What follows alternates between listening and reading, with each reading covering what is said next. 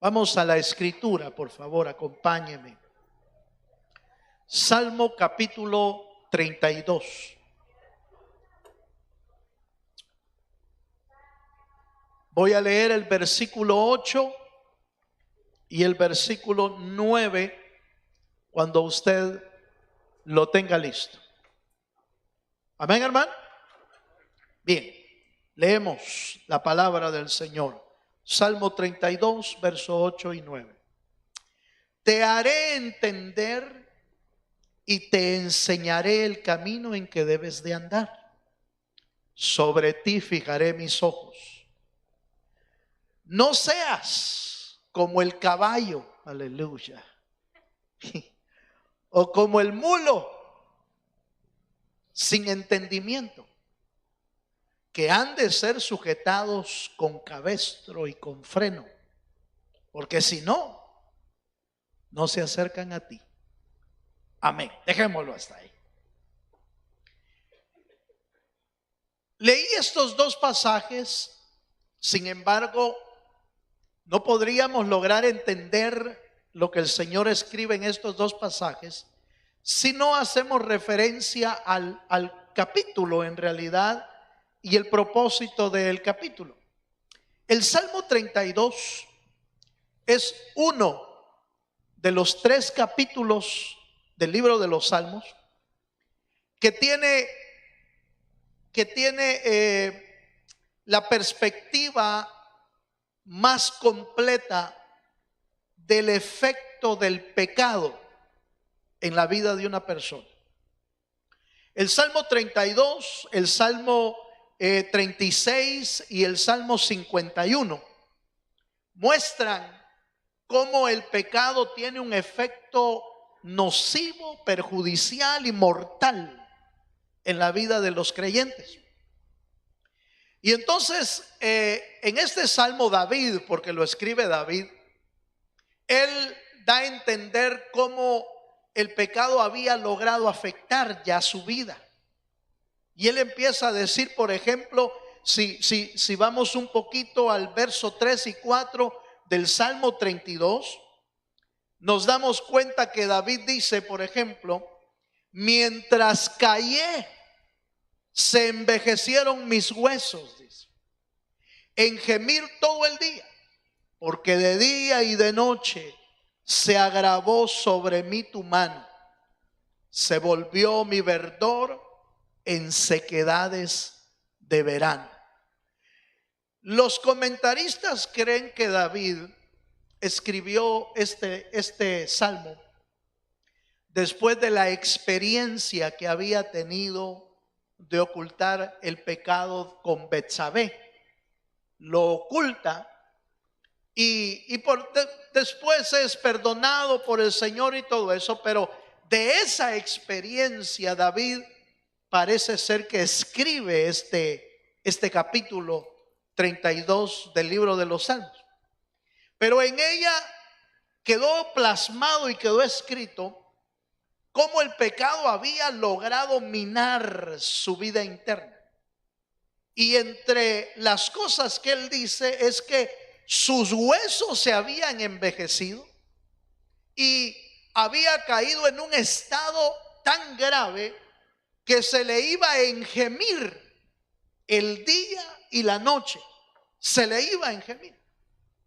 Como que de alguna manera el pecado había penetrado tan profundamente que había robado la paz, que había robado la tranquilidad, que había robado toda la tranquilidad de David, la había robado y no podía estar en paz David. Entonces, yo veo en la Biblia, hermano, que una y otra vez el pecado es, diríamos, el veneno mortal para la vida de un creyente. Sin embargo, el ser humano sigue jugando con el pecado. Sin embargo, el ser humano sigue jugando con el pecado como algo natural y algo normal. Porque cuando se viene a dar cuenta de los efectos terribles de lo que el pecado está haciendo, eh, puede haber pasado mucho tiempo y no logra entender que Dios no compró nuestra vida para que sigamos viviendo de la misma manera. En el Proverbio capítulo 14, acompáñame hermano ahí, Proverbio capítulo 28, perdón, Proverbio 28, la Biblia deja bien claro que el encubrimiento de pecados en nuestra vida no nos permite prosperar, no nos permite avanzar en nuestra vida. Proverbios capítulo 28, verso 13, pero no me pierda el Salmo 32, porque voy a estar regresando ahí en varias oportunidades.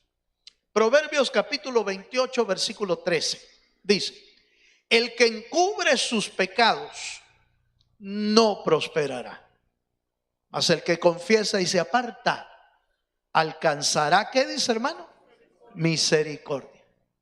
Yo pienso que la Biblia y el consejo de Dios, el mensaje de Dios es bien claro, pero el mismo pecado hace que uno no oiga el consejo del Señor. El mismo pecado hace que uno se aleje del consejo. El mismo pecado hace que uno juegue con el pecado pensando que hermano no va a tener efectos sobre nuestra vida, pensando que ni se van a dar cuenta. Sin embargo, el pecado, dice la Escritura que la paga del pecado es, ¿qué dice hermano? Es muerte. Entonces, y otra verdad de Proverbios es que no nos deja avanzar en nuestra vida, nos detiene, el pecado nos detiene. Una versión de Proverbios 28 dice que el que encubre sus pecados no puede ser guiado, dice, como dando a entender que su vida se convierte en una vida sin rumbo. Su vida se convierte en una vida que no lleva propósito, que no lleva dirección. Entonces, si usted y yo queremos ser creyentes con dirección de Dios, necesitamos aprender a sacar lo que está dentro de nosotros, que creemos que no va a tener efectos nocivos. Ahora, el mismo Salmo del capítulo 32, acompáñenme por favor de regreso al verso 5. Las palabras que leímos son posterior a estos versículos del verso 8 y 9, pero en el verso 5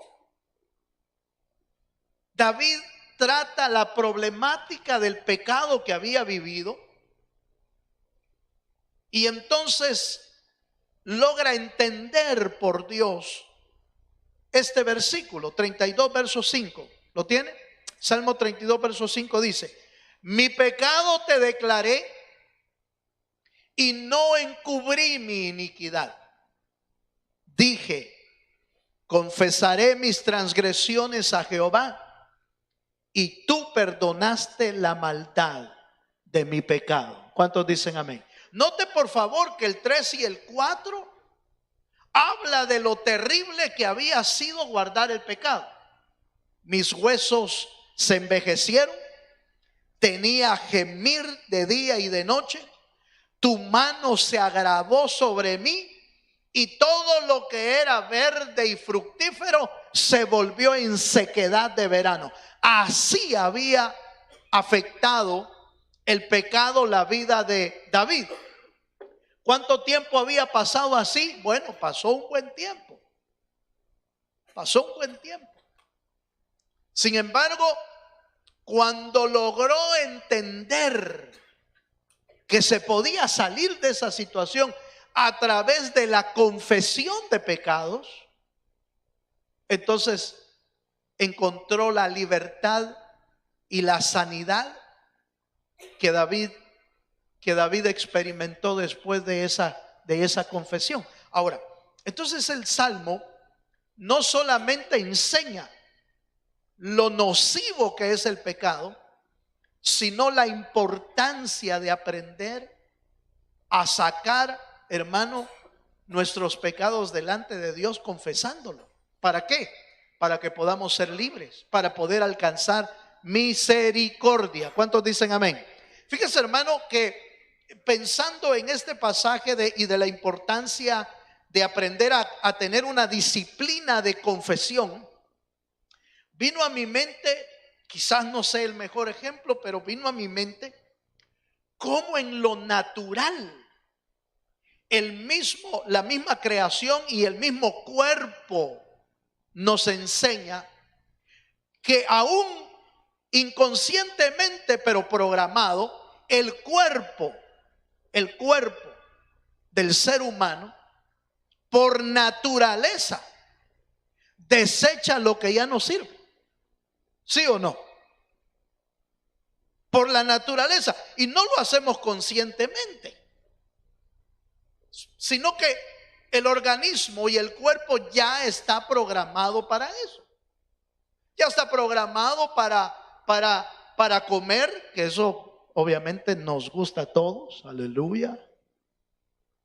Ya está programado para que en tal hora y en tal hora el cuerpo empieza a pedir sus alimentos. Y no nos ponemos a pensar, pero el organismo ya está programado para que de esos alimentos tome los nutrientes, tome lo bueno, tome lo saludable, tome las vitaminas, todo lo que necesita el cuerpo, y lo que no sirve lo desecha. Así es, ¿verdad, hermano? No lo pensamos. El cuerpo ya fue diseñado para eso. En lo espiritual debería de ser igual. De hecho, el apóstol Pablo lo dice. Y dice, oigan, hermanos, óiganlo todo, retengan lo bueno. ¿Y qué dice? Y desechen lo mismo que el cuerpo. Exactamente lo mismo.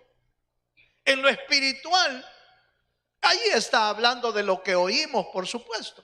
Está hablando de lo que oímos, aprender a discernir lo que es bueno, lo que edifica, lo que nos nutre, lo que nos bendice, y lo que no nos bendice y no nos nutre, mire, desechado. Eso es en lo espiritual. Ahora, y si eso es así en lo natural, y si eso es así en el consejo espiritual, ¿por qué rayos guardamos el pecado? Aleluya. ¿Por qué lo dejamos adentro? ¿Por qué lo escondemos?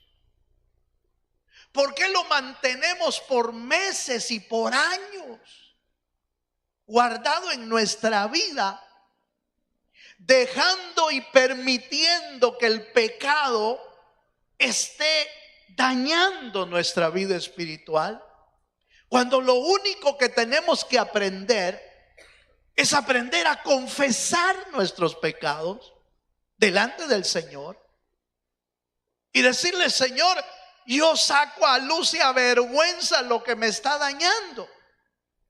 Eso debería de ser, diría yo, eso debería de ser la vida saludable de un cristiano. Sacar a luz y a vergüenza el pecado que hayamos cometido o lo que nos está afectando. Y entonces tendríamos una vida espiritual más saludable. No sé si me estoy dando a entender. Porque a David se le agravó la mano de Dios, y lo que era verdoso, es decir, lo que era fructífero, llegó hasta secarse en su vida espiritual porque encubrió su pecado. Mientras callé, dice, note por favor eso, mientras callé mi pecado, se envejecieron mis huesos. Pero ¿quién lo obligó a que se callara? Él mismo. Él mismo tomó la decisión de encubrir. Uno mismo es el que toma la decisión de encubrir. Uno mismo es el que toma la decisión de no confesar su pecado. Pero en Salmo 32, entonces, note por favor, enseña los efectos del pecado, pero también nos enseña que la salida es la confesión. La salida es confesarlo delante del Señor. Ahora bien, déjeme mostrarle algo más. Acompáñenme al Salmo capítulo 38, verso 18. Yo quiero llevarlo a la importancia de tener una disciplina en confesar nuestros pecados. Salmo 38, verso 18. ¿Lo tiene, hermano? Dice: por tanto, confesaré mi maldad y me contristaré. ¿Por qué dice? Por mi pecado. Tome nota de esto. Y me contristaré por mi pecado. Quiero hacer énfasis en esto porque pareciera que la confesión es la única importante, pero fíjese que no. La confesión real es la que va acompañada de un contristar del espíritu. Es la que va acompañada de un estar triste por causa del pecado. Ahora, ¿por qué le digo esto? Porque hay gente que podría tomar la idea de que si la confesión es la salida de los efectos del pecado, entonces pareciera que solo decirlos ya está libre.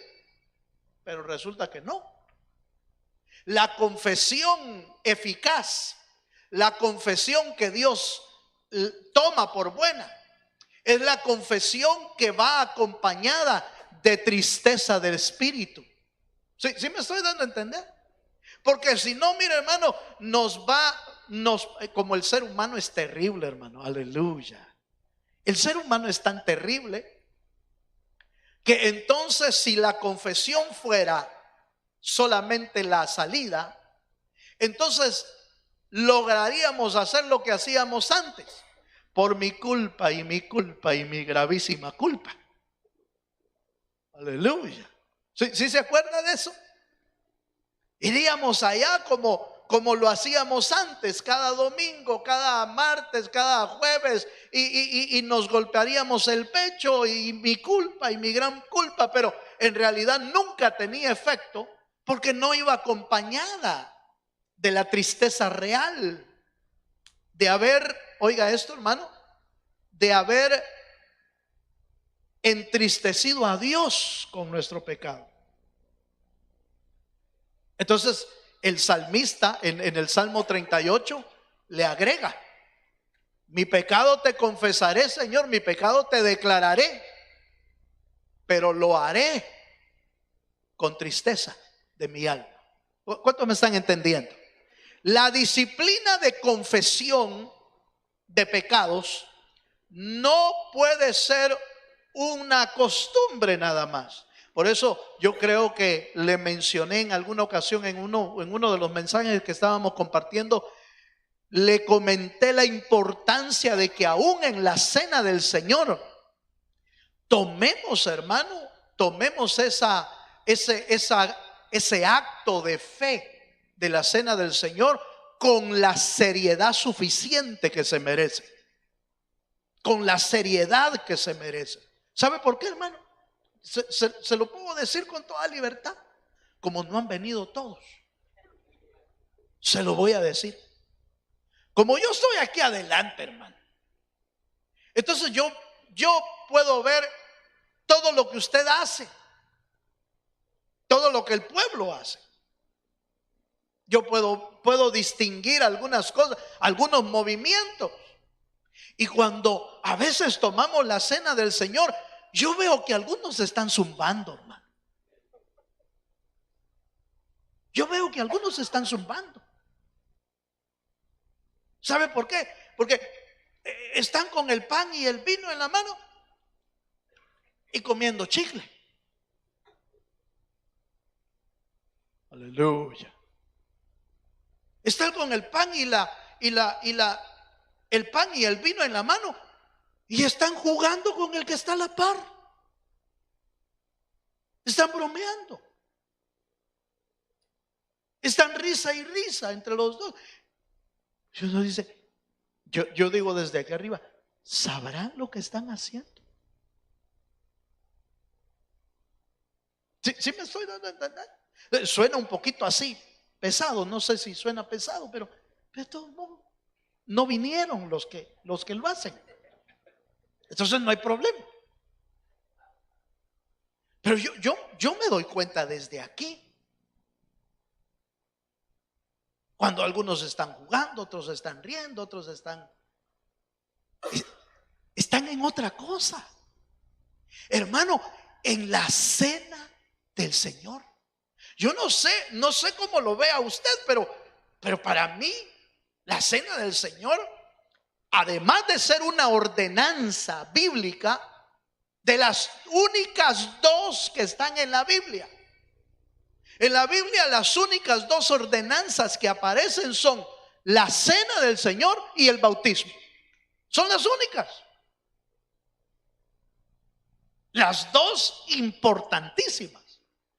Pero la cena del Señor es como en el momento en el que usted y yo nos vamos a poner a cuentas con Dios. ¿Sí me estoy dando a entender, hermano? Nos vamos a poner a cuentas con Dios. Y nos podremos poner a cuentas con Dios diciéndole, sí, Señor, fíjate que pequé, hombre, pero ¿será que eso nos va a poner a cuentas con Dios?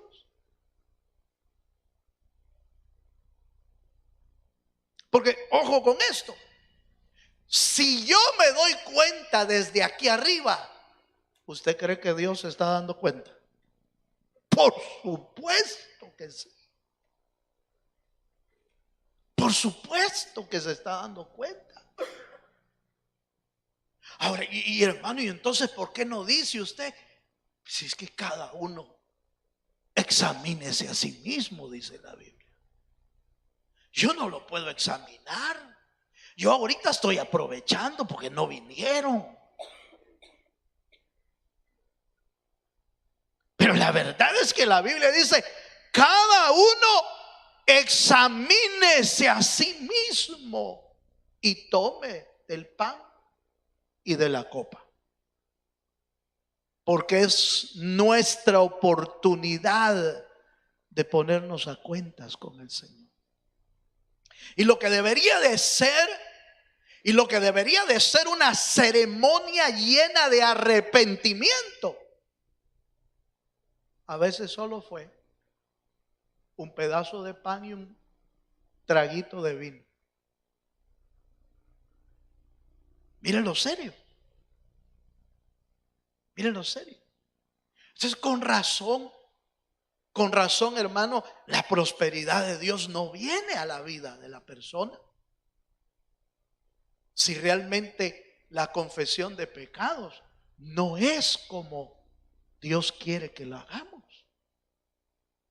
Pero yo estoy tratando esta noche, mi anhelo es que usted y yo aprendamos de lo que David aprendió. Número uno, el pecado mata, el pecado envejece, el pecado seca, el pecado destruye. Eso es lo primero que enseña David. Número dos, enseña que al confesar el pecado trae libertad. Que la confesión con arrepentimiento trae libertad verdadera y genuina al creyente. ¿Cuántos dicen amén? Bye. Pero hay otros dos elementos que la Biblia enseña, que el Salmo 32 también enseña. Vamos un poquito más. Acompáñenme, por favor.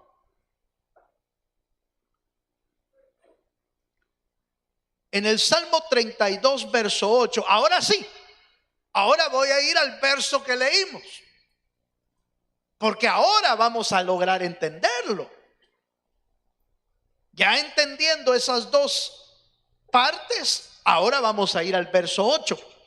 Y dice, te haré entender y te enseñaré el camino en que debes andar. Sobre ti fijaré mis ojos. Ahora sí. Ahora viene el Señor y ya que viste el efecto del pecado y que viste cómo salir del pecado, que es la confesión, ahora nos quiere enseñar Dios. Ahora nos quiere enseñar un camino que previene el pecado. Como, mire, usted ha oído de lo que se llama medicina preventiva. ¿Sí ha oído de eso? La medicina preventiva es aquella medicina que le permite no caer en enfermedades graves, sino que previenen con el buen uso, con la buena disciplina de eso. Entonces previenen enfermedades. Y entonces, para prevenir una vida constante de pecado, el Señor dice: miren, te voy a hacer entender y te voy a enseñar el camino. Te quiero enseñar la palabra. Te quiero enseñar lo que la Biblia dice. Y dice un detalle más, dice: fijaré sobre ti, fijaré mis ojos. Fíjese que esta frase, un comentarista dice que es como el buen padre que enseña a sus hijos a empezar a caminar, y que esa preparación de caminar de un niño requiere un cuidado especial de un padre. Y por eso dice: en ti fijaré mis ojos, como diciendo: yo te voy a guiar en este camino, yo te voy a cuidar, voy a poner mis ojos sobre ti y no voy a permitir que te caigas. Pero tienes que aprender, tienes que ser enseñado. Y es que en realidad, hermanos, si lo ve desde este ángulo, muchos de nuestros pecados a veces son producto de que desconocemos la palabra de Dios. Mucha gente peca por ignorancia. Mucha gente peca porque no sabe lo que Dios quiere de uno. Algunos, no estoy diciendo que todos, pero algunos pecan por ignorar lo que la Escritura dice. Entonces, ¿cómo vamos a dejar de pecar? Bueno, aprendiendo de su palabra. Acompáñenme, por favor, Salmo capítulo 86, verso 11. La enseñanza de la palabra en nuestra vida es vital para podernos apartar del pecado. Salmo 86, 11.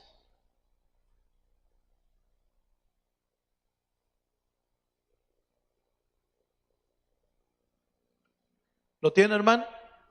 Dice: enséñame, oh Jehová, tu camino. Caminaré yo en tu verdad. Note, por favor: caminaré yo en tu verdad. Afirma mi corazón para que tema tu nombre. Oiga esto: caminaré yo en tu verdad. Entonces, aquí vemos esta parte importante.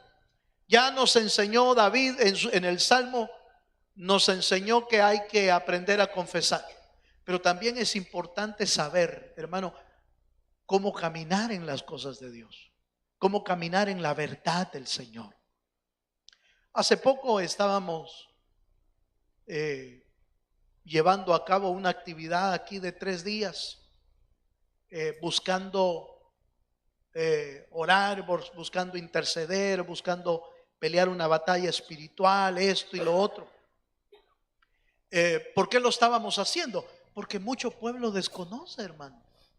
Mucho pueblo desconoce los efectos espirituales de vivir como el mundo vive, de celebrar lo que el mundo celebra.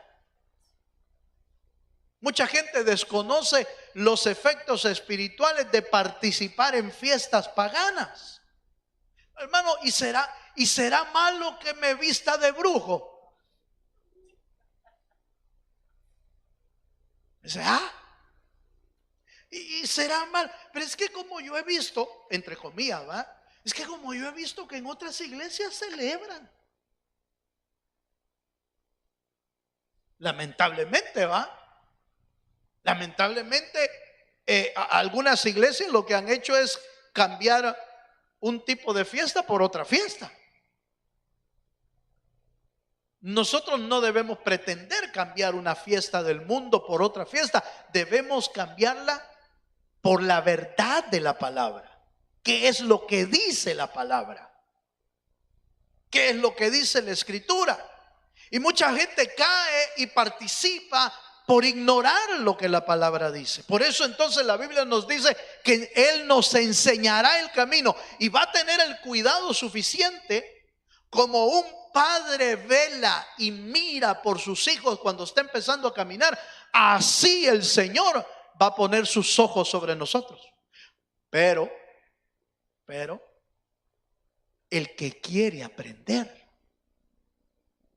es decir, nos enseña la importancia de aprender, pero solo puede aprender el que está dispuesto, ¿o no, hermano? Solo puede aprender el que le dice: Señor, acabamos de leer el versículo y usé el Salmo 86:11, porque el 32 dice: te haré entender y te enseñaré. Esa es la acción que Dios va a hacer, ¿sí? Pero el Salmo 86:11 dice: enséñame, oh Jehová. Esa es mi acción. Enséñame, oh Jehová, tu camino y caminaré yo en tu verdad. Note las dos acciones necesarias para aprender. Dios está dispuesto a enseñarnos, ¿cierto? Pero yo tengo que estar dispuesto a aprender. Yo tengo que decirle: Señor, enséñame. Señor, ayúdame. Señor, yo quiero caminar. Yo quiero caminar. Afirma mi corazón, Señor. Es la disposición del cristiano que ya no quiere vivir una vida de pecado, sino que una vida de caminar en la verdad del Señor. ¿Cuántos dicen amén, hermano? ¿Estará usted dispuesto a eso? ¿Estaremos todos nosotros dispuestos a decirle: Señor, si tú quieres enseñarme, Señor, yo quiero aprender?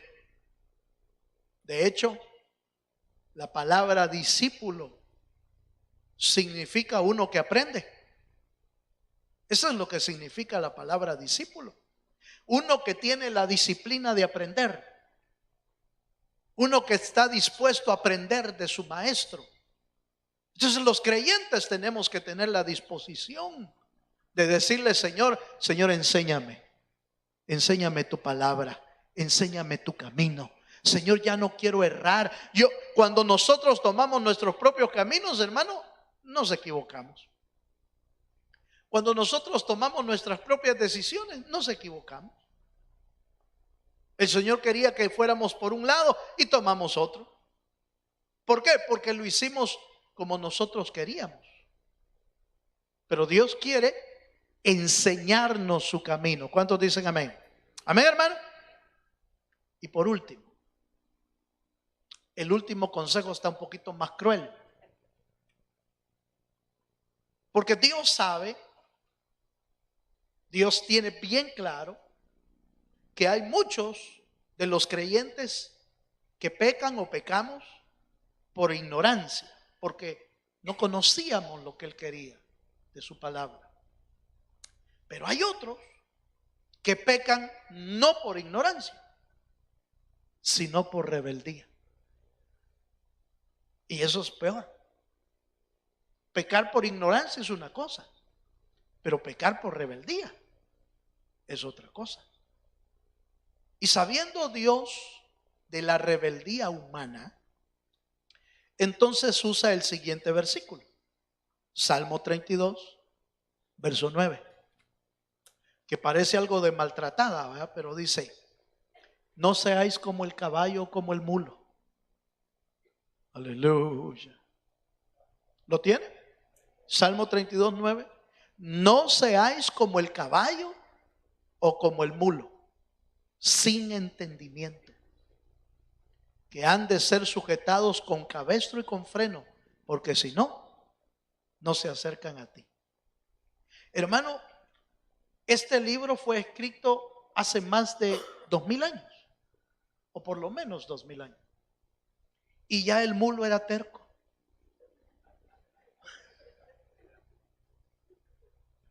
Ya el mulo era rebelde. El caballo es un animal más dócil. Podríamos decir, entre comillas, como más entendido, aunque ahí dice que los dos sin entendimiento.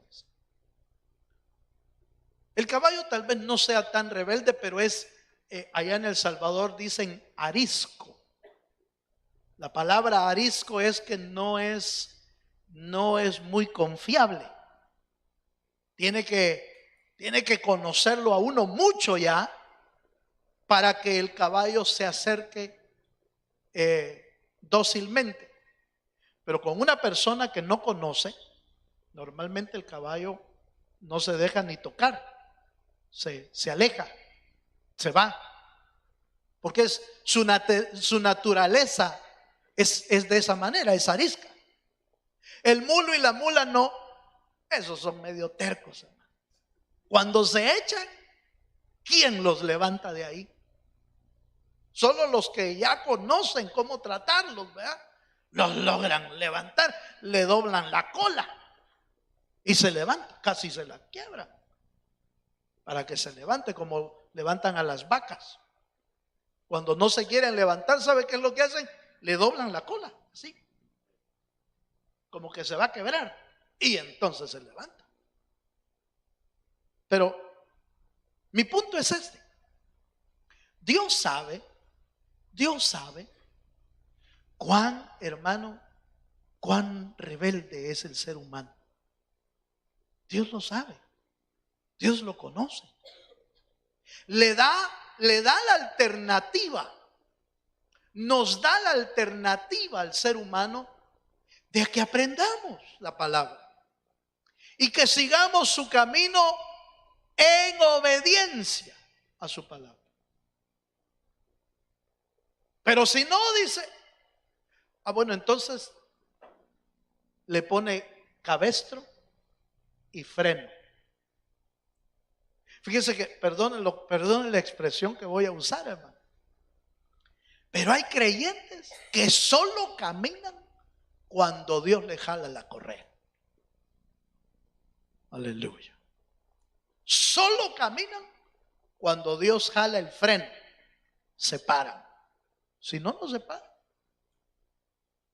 Ahora, el freno no es, no vaya a creer usted que el freno que se les pone a los caballos o a los mulos, no vaya a creer usted que es una suavidad.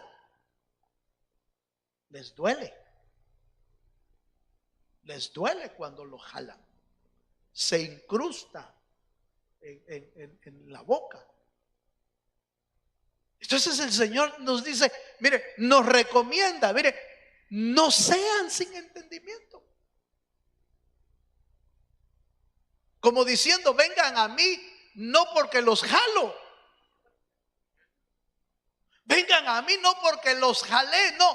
Vengan a mí solos, en obediencia. ¿Se acuerda que el Señor se paró en la fiesta de Caná?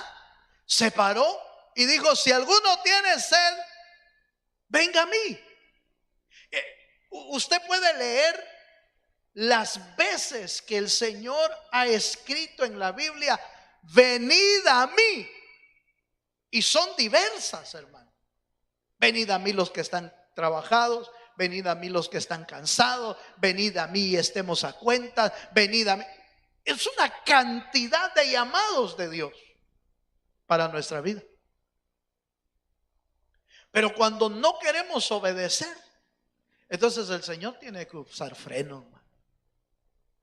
¿Qué freno usa en cada uno de nosotros? Ese no lo sé. Pero Dios no quiere que vengamos con frenos.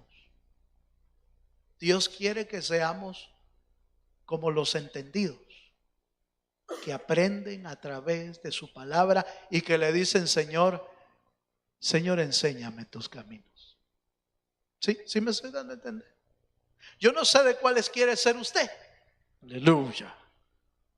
Si de los que le dicen al Señor, Señor, enséñame, o a los que Dios tiene que atraerlos, pero jalados. Hermano, ¿será que nos va a traer jalados? Sí, si somos hijos, sí, nos va a traer a uno de diversas formas, pero lo atrae. Y si no, mire cuán fácil es cuando la gente dé testimonio. Ponga atención al testimonio. Y muchos de ellos, no todos, pero muchos de ellos dicen: es que fíjense que yo me alejé del Señor. Es que fíjense que yo me fui como 5 años al mundial. Es que fíjense que yo me fui a pecar, pero el Señor me trajo. Y fíjense que fui a parar a la cárcel, aleluya.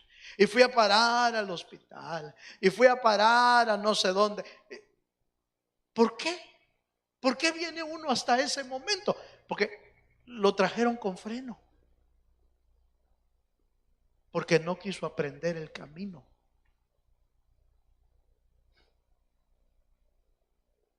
Pero lo que quedó escrito,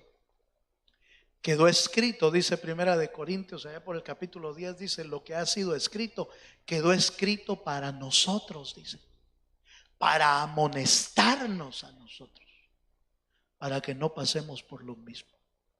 Póngase de pie. Yo ya terminé. El Salmo 32 enseña lo terrible que es vivir en el pecado. No prospera uno, no camina uno, no fructifica uno, no le sale nada. Pero hay una salida: la confesión. La confesión contrita, la confesión entristecida nuestra alma de haber pecado contra Dios. Y una vez que hemos aprendido eso, nos invita a Dios a aprender de sus caminos, para que ya no sigamos viviendo igual. Pero si no lo queremos hacer así, entonces nos va a traer Él,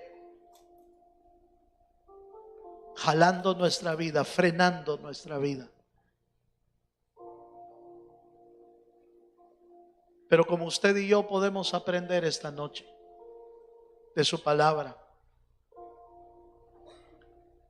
yo quiero invitarle a que le digamos al Señor: Señor, yo quiero ir en pos de ti. Quiero ir en pos de ti, pero aprendiendo tu palabra. ¿Se anima a venirse aquí adelante conmigo? A decirle: Señor, yo quiero ir a ti porque he aprendido la lección.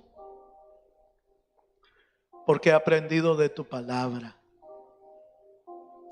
Enséñame. Enséñame de tu palabra. Aleluya.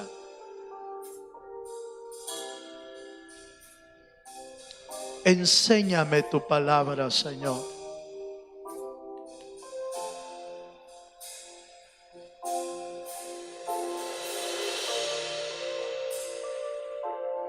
Aleluya. Enséñanos tu palabra.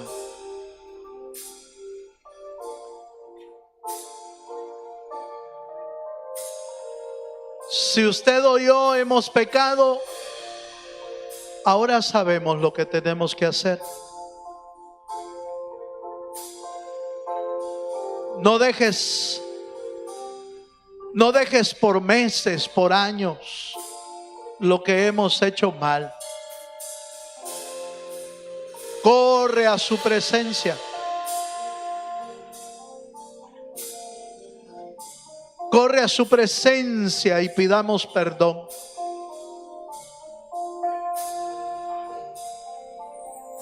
Aleluya. Y digámosle esta noche: Señor, enséñanos.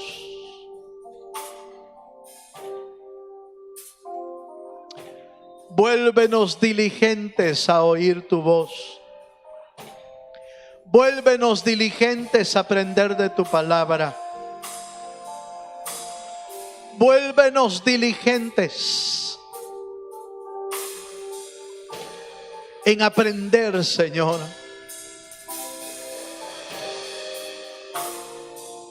Vayamos a Él voluntariamente.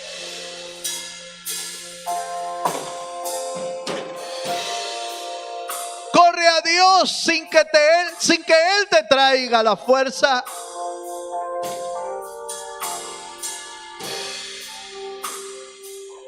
Corre a Él obedeciendo su palabra voluntariamente.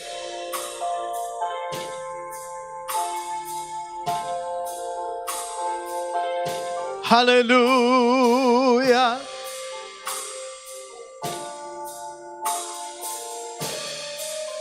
Sí, Señor. Sí, Señor.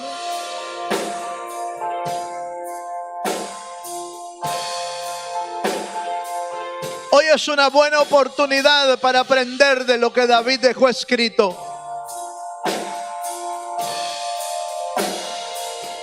Hoy es una buena oportunidad para aprender que la confesión liberta.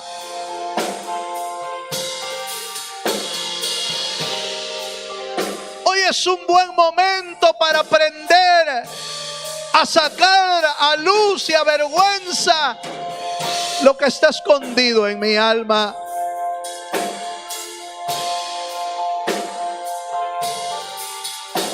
Aleluya. Hoy es un buen momento para pedir perdón. Es un buen momento para decirle: Señor, perdóname.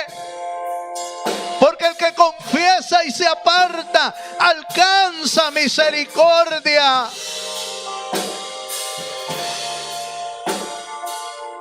El que confiesa y se aparta alcanza misericordia. Corramos a Él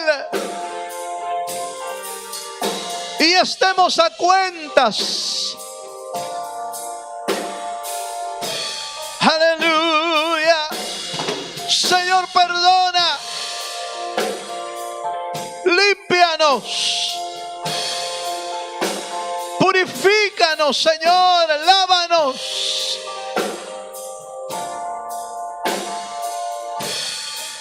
Queremos ser limpios para ti. Queremos ser lavados por tu presencia, Señor.